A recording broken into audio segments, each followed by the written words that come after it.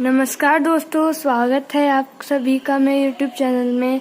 मैं कुमकुम सिंह आज आपको इलेक्ट्रिक डायपोल यहाँ से स्टार्ट करूँगी पढ़ाना, क्योंकि कल हमने विद्युत बल रेखाएं पढ़ी थी।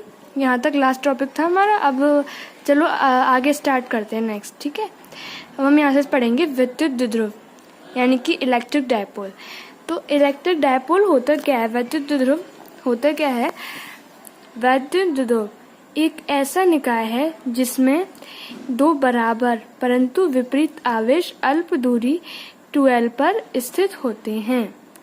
विद्युत द्विध्रुव जैसे कि आपको चित्र में दिख रहा है, ये एक ऐसा निकाय है जिसमें दो आवेश, एक आवेश ये है और एक ये है, लेकिन विपरीत मतलब एक पॉजिटिव और एक नेगेटिव, अल्प दूरी 2L पर स्थित होते हैं। ये तो हो गया विद्युत द्विध्रुव। अब नेक्स्ट है विद्युत द्विध्रुव आघूर्ण। अब ये होता क्या है इसे समझ लेते हैं। विद्युत द्विध्रुव के किसी एक आवेश, यानी कि हमने पॉजिटिव ले लिया, हम पॉजिटिव की जगह नेगेटिव भी यूज कर सकते हैं। किसी एक आवेश और अल्प दूरी के गुणनफल को विद्युत द्विध्रुव आघूर्ण कहते हैं। कोई एक आवेश अल्प दूरी के होते हैं 2L, इन दोनों के गुणनफल को विद्युत द्विध्रुव आघूर्ण कहते हैं। इसे P से प्रदर्शित करते हैं, P से डिनोट करते हैं, और इसका मात्रक कूलामीटर होता है। और इसका मात्रक कूलामीटर कैसे हुआ, आवेश का होता है कूलाम और लंबाई का मीटर।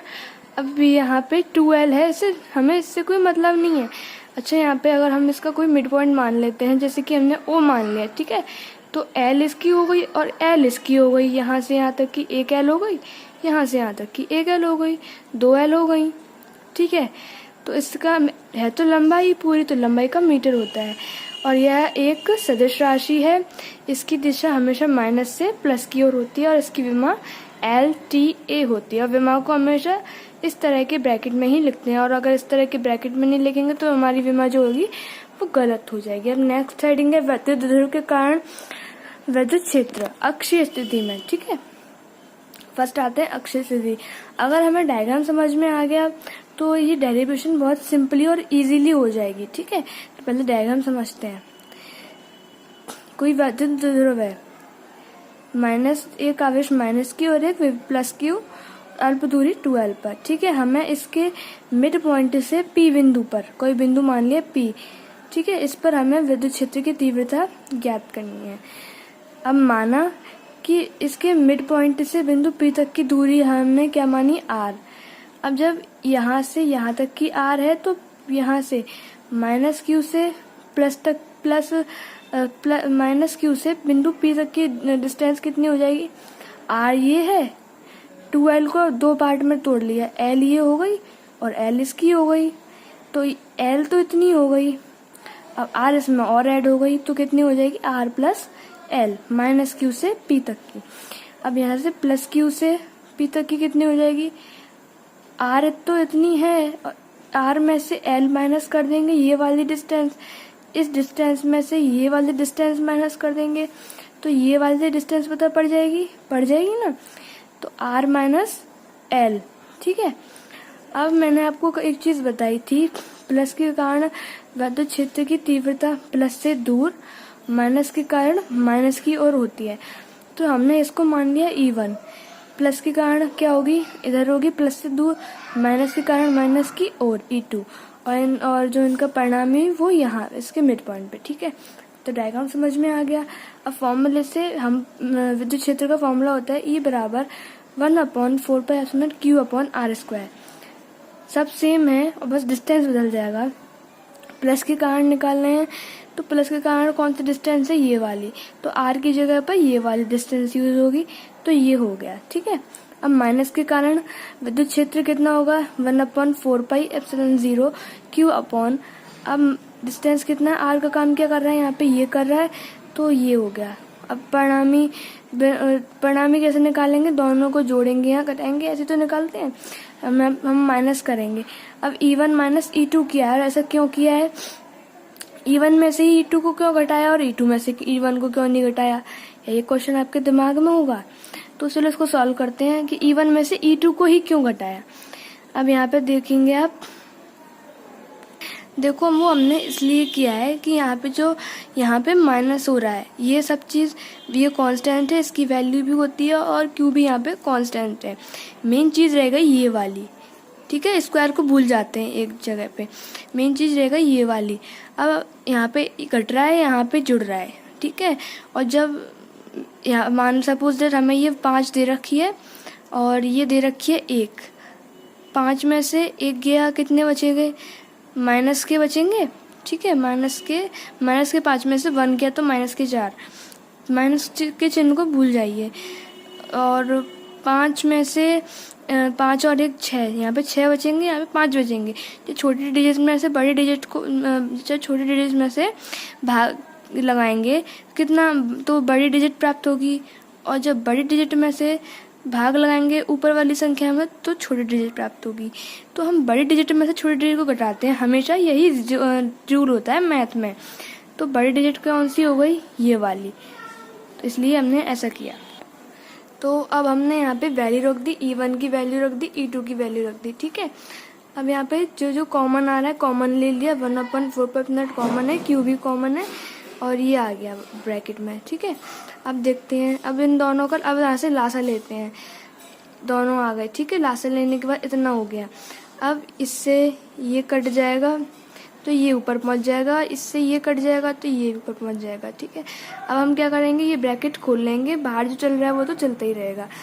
a प्लस बी के होल स्क्वायर से खोल लेंगे, a square plus B square plus 2ab minus अगर माइनस नहीं लगाएंगे तो ये a square plus B square minus 2ab हो जाएगा। चिन्ह बदल जाएंगे क्योंकि माइनस लग रहा है, जो प्लस वाला है वो माइनस का, जो माइनस का है वो प्लस का। और ये हो जाएगा अगर अंदर वालों का अगर गुणा करते हैं तो R square minus L square और होल स्क्वायर तो पूरे पे लग ही रहा है, ठीक है। अब ये R square plus L square minus के R square minus L square cut जाएंगे, 4rl हो जाएगा, ठीक है। ये रहा। अब यहाँ पे डायग्राम देखेंगे आप, देखिए यहाँ पे डायग्राम, यहाँ पे जो r है वो l से बड़ा है, ये डिस्टेंस l है और यहाँ पे r बड़ा है। इसीलिए हमने क्या किया है कि जब हम r का स्क्वायर करेंगे तो l स्क्वायर बहुत छोटा हो जाएगा। जब 0.1 है, ठीक है, 0.1 है, 0.1 का स्क्वायर करेंगे तो 0.01 और छोटा हो जाएगा, यानी कि बहुत छोटा हो जाएगा, तो इसका कोई महत्व नहीं रहेगा, इसलिए इसको छोड़ दिया हमने, एल स्क्वायर को छोड़ दिया। Q/4 RL और यहाँ से तो छोड़ दिया तो आर स्क्वायर का होल स्क्वायर बचेगा, 4RL है ये ऊपर और ये हो जाएगा r⁴, ये बाहर चल ही रहा है और 4 आर, एक आर से एक आर कट जाएगा तो r³ बचेगा, ये रहा 2। और हम इसको 4l को 2 × 2l ऐसे लिख सकते हैं, ठीक है, ऐसे लिख सकते हैं ना। और ये रहा।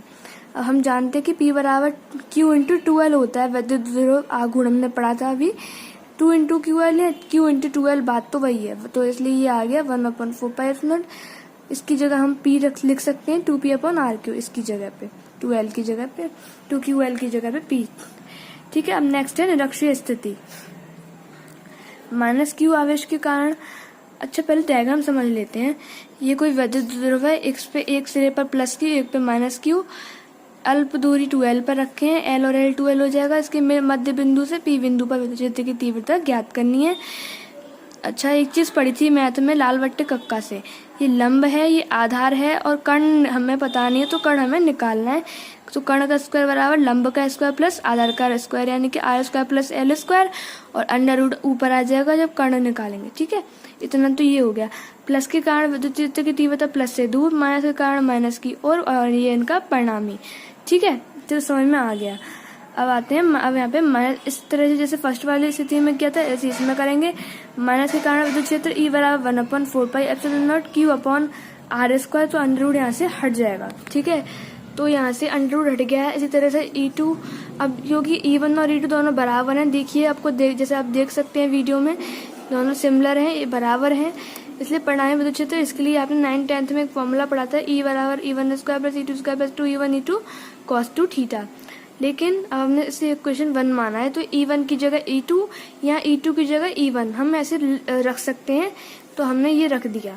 तो 2E1 A1E1 2E1² + 2E1² cos 2θ, 2E1² common ले लिया, 1 + cos 2θ बचा अंडर रूट में, तो 2E1² 1 + अब हमने मैथ में एक फॉर्मूला पढ़ा था 2 cos स्क्वायर थीटा माइनस 1 ये होता है। cos थीटा के 3 फॉर्मूले होते हैं, उसमें से एक ये भी होता है। इस तो cos 1 का सबसे बड़ा दुश्मन होता है, इसलिए 1 को मार देगा। ठीक है, तो 2 cos स्क्वायर थीटा हो गया, 1 से 1 कैंसिल हो गए। अब 2 और 2 मतलब गुणा करेंगे तो 2 इंटू 2 4 हो जाएगा। E1 square cos square theta under root से ये बाहर आ गया।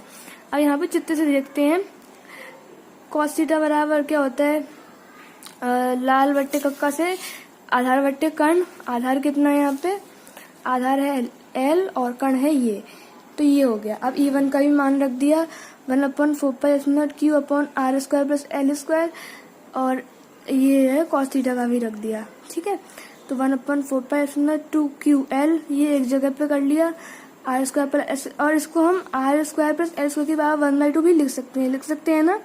ठीक है, तो 1/4π इसको P, और जब ये हो गई एक पावर, जब 1 प्लस 1/2 करेंगे, चलो इसका लासा लेके देखें, 2 और 2 प्लस 1 कितना हो गया, 3/2, यानी कि इसकी पावर कितनी हो जाएगी, 3/2। जैसा अच्छे से थी में किया था, R बड़ा है L से, इसमें तो R स्क्वायर बहुत बड़ा होगा L स्क्वायर से, इसलिए L स्क्वायर को छोड़ने पर जो चीज उसमें थी वही चीज इसमें है, बस समझने की बात होती है। तो 1/4π P R स्क्वायर, अब की पावर 3/2, स्क्वायर से स्क्वायर कैंसिल होगा तो P/R3। तो ये हो गया 1/4π P/R3, ये हो गया निरक्षीय स्थिति में। Thank you friend. अगर आपको मेरी वीडियो अच्छी लगी तो please like, subscribe and share my video and my channel. Thank you.